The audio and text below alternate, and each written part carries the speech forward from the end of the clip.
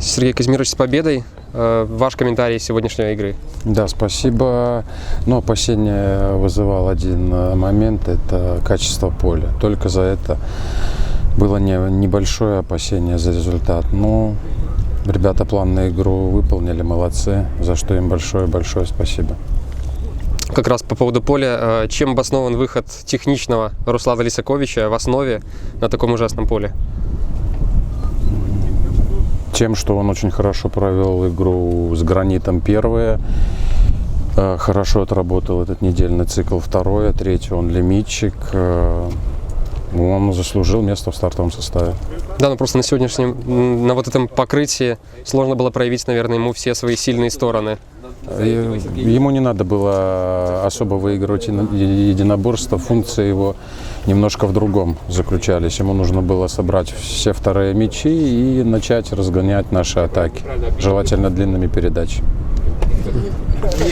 2 матча, 6 очков. Дает ли это лишнюю уверенность перед двумя важными матчами с Гомелем и Локомотивом? Абсолютно никакой уверенности. Мы в первую очередь сами от себя пляшем, от своей игры. И повторюсь, в который раз все от нас зависит. Сейчас у нас уже все мысли об игре с Гомелем. Много футболистов сегодня хорошо себя проявили. Кто, по вашему мнению, был лучшим сегодня на поле? Лучшим была вся команда. Выполнили полностью план на игру, забили 3 гола со стандартного положения, после стандартных положений гол с игры забили. Абсолютно полностью выполнили установку и в очередной раз показали, что футболисты нашей команды очень квалифицированные футболисты. Михаил Колядко, лучший игрок первого тура. Поздравляли Мишу? Да, Мишу поздравляли сразу же, когда прошла номинация, и всем ребятам сказал, что надо стремиться, чтобы каждый из нас постоянно после каждого тура становился лучше. И вопрос, который многих волнует: Филипп Рудик, Дима Жданок, когда смогут выйти на поле?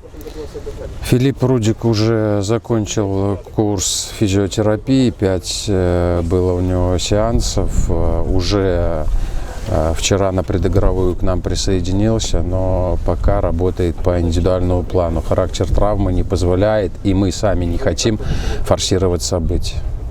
А Дима Жданок?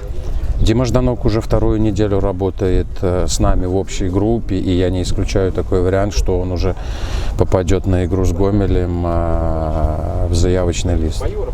Спасибо большое. Вам спасибо.